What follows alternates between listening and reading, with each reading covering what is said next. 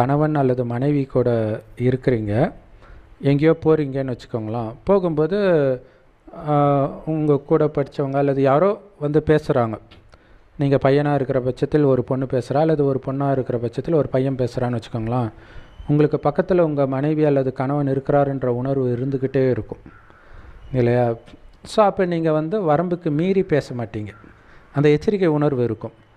அதே எச்சரிக்கை உணர்வோடு தான் நாம் யாருக்கிட்டேயும் பேசணும். உங்கள் கணவன் மனைவிக்கிட்டே நீங்கள் அப்படி தான் பேசணும். ஏன்னா நம்முடைய உண்மையான கணவன் பாபா, அவர் கூடவே இருக்கிற, அவர் பார்த்துக்கிட்டே இருக்கிறாரு, அந்த எச்சரிக்கை உணர்வோடு இருக்கிறது. ஸோ இது வந்து அற்புதமாக. ஸோ அதனால தான் கணவன் மனைவி நினைவு. ஏன்னா உங்கள் கணவன் எந்த நேரமும் உங்கள் கூட இருக்க போகிறதில்ல, மனைவி கூட இருக்க போகிறதில்ல. ஆனால் இவர் இருப்பார், நீங்கள் பண்ணுறதெல்லாம் அவருக்கு தெரியுமே.